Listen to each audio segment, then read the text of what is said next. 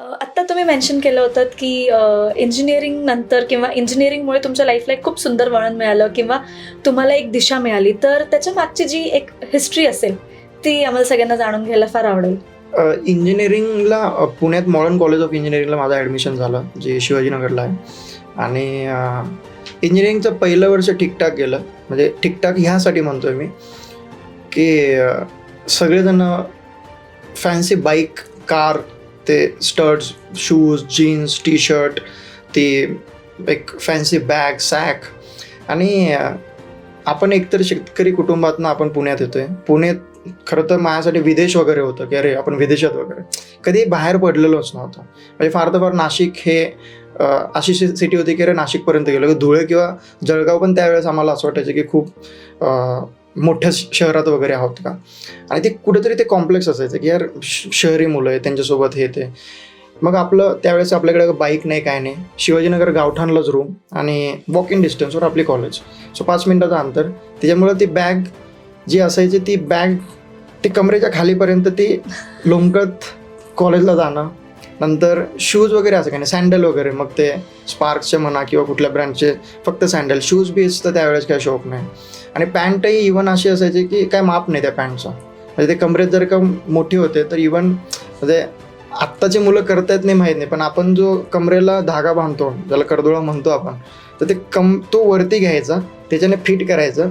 छोटी काळी असायची, ती काळीला इथं पिन मारली की ती जर का फिरवली तर ॲटोमॅटिकली टाईट व्हायचं आणि वरून शर्टिंग केलं की झालं. म्हणजे हे असं जेव्हा कॉलेजला जातो तर त्यावेळेस कॉलेजमध्ये ते एकदम म्हणजे अशा कोणाला बिलीव्ह होणार नाही की आज जसा मी आता आहे आणि आजपासून मी 2008-2009ची गोष्ट करतो, जवळजवळ 15-17 वर्षापूर्वीची गोष्ट. तर ही असं पण काय होतं का. आणि कॉलेजला गेल्यानंतर आपलं एकदम सिन्सिअर बॉय की प्रयत्न की आपल्याला शिकवलेलं कळतंय का नाही. आणि खरं सांगायला गेलं तरी ना टपाटप वरून जायचं. ते इंग्लिशमध्ये बोलतायत काय, आपण एक तर मराठी मीडियम स्टुडंट आणि काय अरे. म्हणजे मग त्यानंतर क्लासनंतर पण आपण जे थोडेसे स्मार्ट बॉय जे म्हणतो की अरे स्कॉलर आहेत हे, तर त्यांना जाऊन ही कॉन्सेप्ट बरं असंच आहे का. मग आणि पहिल्यात सगळ्यात महत्त्वाचं म्हणजे मुलं तरी थोडेफार मित्र, पण मुलींपासून तर म्हणजे असं व्हायचं की मान खाली घालायचं आणि जायचं बाबा. म्हणजे एवढं शाय होतं. आणि आत्ता मी कितीतरी मुलींसोबत किंवा अभिनेत्रींसोबत किंवा बिझनेस कोच पण काही फिमेल्स कॅटेगरीमध्ये आहे, तर बरंच आत्ता ते काम चाललं आहे. पण माझं ट्रान्सफॉर्मेशन कसं झालं तर त्यावेळेस मी लिटरली त्या पद्धतीने वागत होतो. आणि इंजिनिअरिंगला ह्या सगळ्या गोष्टी ज्या होत्या त्या ॲकॅडमिकमध्ये माझा काही खूप चांगला रेकॉर्ड नव्हता. म्हणजे ठीकठाक ॲव्हरेज की हायर सेकंड क्लास आला, म्हणजे फायनल इयरपर्यंतच फक्त फर्स्ट क्लास, पण असं स्कॉलर, युनिव्हर्सिटी टॉपर वगैरे अजिबात नाही. पण फर्स्ट इयर जसं संपलं तर त्यावेळेस कुठेतरी हे कळायला लागलं की इंजिनिअरिंगमध्ये फिरोदिया पुरुषोत्तम सारख्या नाटकांच्या स्पर्धा आहेत की त्याच्यात आपण पार्टिसिपेट करू शकतो आहे. वेगवेगळ्या स्पोर्ट्स ॲक्टिव्हिटीज आहेत, त्या मग क्रिकेट असू देत, व्हॉलीबॉल असू देत, फुटबॉल असू देत किंवा बास्केटबॉल असू देत, की ह्या ॲक्टिव्हिटीजमध्ये येऊ शकतो. इंटर कॉलेज कॉम्पिटिशन पण असतात, अरे टेक्निकल फेस्ट वगैरे असतात. पहिलं वर्ष ते जरा त्याच्यात गेल्यानंतर मी मग थोडी घुसमट व्हायला लागली की अरे हे आपण खूप शाळेनं कनिष्ठ महाविद्यालय म्हणजे ज्युनियर कॉलेज, आणि ज्युनियर कॉलेजनंतर आपण जेव्हा कॉलेजला म्हणजे बॅचलरसाठी ॲडमिशन घेतलं तर आपण इथं ते वागणं बंद करायला पाहिजे.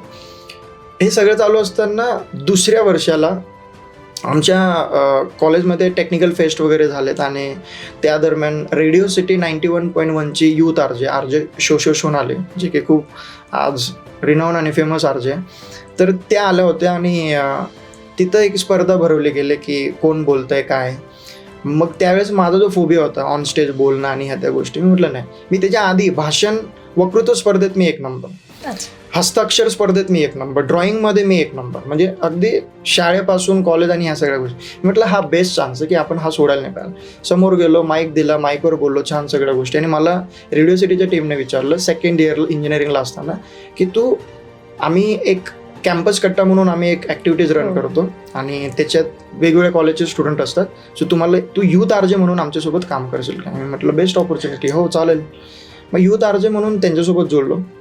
Second year, third year, final year मी 3 वर्ष सतत म्हणजे कॉलेज प्लस त्यांच्या ॲक्टिव्हिटीज असतील, कॉलेजला जाणं असेल. म्हणजे थोडक्यात काय यूथ आरजे म्हणजे सिनेमा रिलीज व्हायच्या आधी जे सेलिब्रिटी रेडिओ सिटीच्या स्टुडिओला येत आहेत किंवा ते कुठल्या तरी प्रेस कॉन्फरन्सला जात आहेत किंवा कुठेतरी कॉलेजला प्रमोशनसाठी जात आहेत, तर ते यायच्या आधी ते युथ आरजेने ते स्टेज सांभाळायचं आहे, तिथल्या ॲक्टिव्हिटीज मॅनेज करायच्या आहेत, ते सगळं शेड्यूल मॅनेज करायचं आहे. इंटरव्ह्यूमध्ये काय प्रश्न कशा पद्धतीने असेल त्या आरजे सोबत त्यांनी ॲज अ इंटर्न त्यांच्यासोबत जोडणं आहे. या सगळ्या ॲक्टिव्हिटीज आणि मजेशीर होतात.